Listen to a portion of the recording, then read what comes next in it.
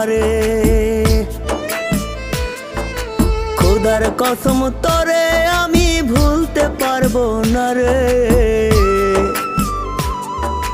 কেমন পীড়িত করলি রে তুই জ্বালার বারে। ধুকে ধুকে মরার চেয়ে মায়েরা যায় আমায়। আর জ্বালা দিস না রে তুই আমার কলি যায় রে। আর জ্বালা দিস না রে তুই আমার কলি যায়।